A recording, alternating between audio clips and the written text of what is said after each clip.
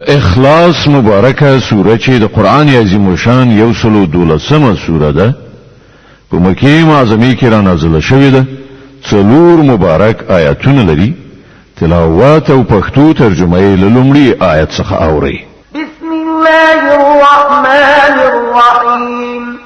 د الله په نوم چې ډیر زیات مهربان پورا رحم لرونکی دی قل هو الله احد الله الصمد لم يلد ولم يولد ولم يكن له كفوا احد ويا هغه الله د یوازې الله هیڅ اته اړ نه دی او ټول هغه ته اړ دي